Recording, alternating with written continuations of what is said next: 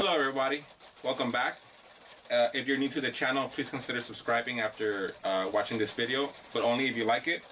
Today's video we're going to be talking about is my ball python too skinny or too thin. So we're going to do a comparison video between some of my rescue ball pythons that I have right now that are underweight and some of my ball pythons that have been in my collection for about a year, so we can kind of see the difference here. So this is our first animal here. This is one of my rescues. It was rescued as a normal ball python, but after looking at it, and let's try to show the camera. You see all that blushing there, all that gold speckling on the belly. It seems like it's not just a normal, but anyway, that's besides the point. So what I want to show you guys here is how to tell if your ball python is underweight. So the first characteristic I would say is if you have your snake and you're able to kind of go into its belly. So you see here when I touch it, I kind of could go, my fingers go into its belly. So I would consider that being a malnourished ball python. I mean, you're not trying to force your fingers in there. It's just a natural when you grab it.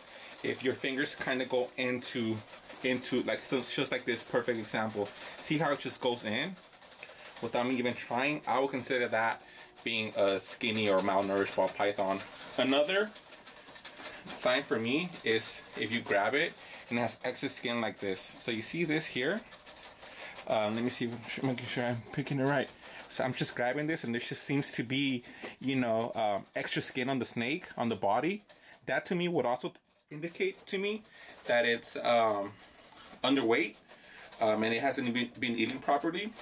And the third is sometimes when they start going off food or they start losing weight, they kind of turn into, their shape kind of becomes more triangular.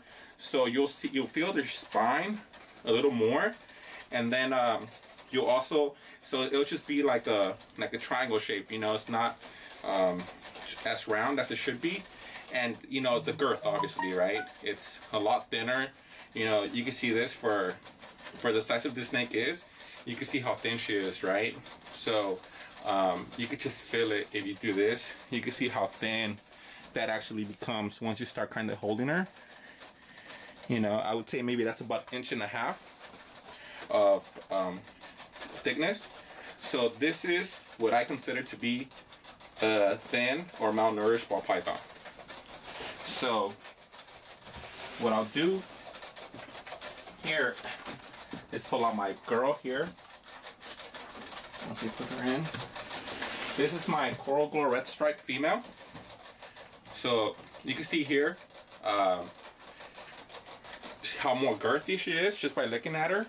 There's no extra skin on the body. You know, she's very, very solid when you touch her.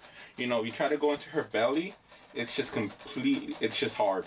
I mean, it's not too hard, but it's definitely solid, and you can feel how solid the snake is, right? So that's one thing.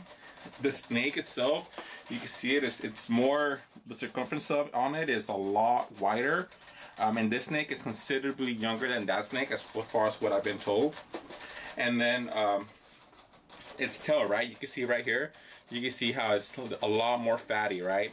And sometimes it could be because they have, you know, fecal matter inside of them, but still, you know, you want to see that. You want to see them be nice and plump, right, and not be too thin. So this is a perfect example, you know, comparing, you know, a malnourished ball python to a ball python that's been feeding regularly. This female here has been probably feeding on small rats, maybe 2 a week. So it's definitely very girthy, very heavy, and very healthy snake here.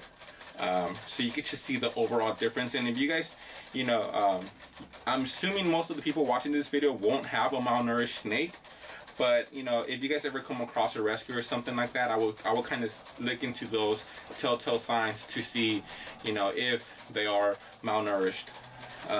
So yeah, so the extra skin, you know, they kind of feel hollow down here, down the middle. When you just touch them, they just naturally cave in, right? They have a lot of excess skin, and they flatten out. Like if I put pressure here, it doesn't flatten out. You know, it's pretty girthy, it's pretty solid. But let me bring the other snake back. I just got tagged, so you can see here. So I'm trying not to get bit again. So I'm being a little bit extra careful just because they haven't ate. So I know that it's not because they're being mean. It's just because they're hungry. So I will be feeding her after this video. So bringing back the old one, this snake here. So it's just, when you do this, it just feels completely hollow. Like if I wanted to press down into it, it would definitely cave in. So, and this is kind of already gained some weight. I've had her now for about 2 weeks. She's taken about 4 meals. So I'm feeding her very consistently because she was malnourished. So it's not as severe as it used to be. But if you see some of my videos, I think it's called Saving Dying Ball Pythons, you would definitely see the difference in how thin they were. So there you have it, YouTube. A couple of telltale signs that your ball python may not be eating right and is not as proper weight as it should be. Thanks for watching.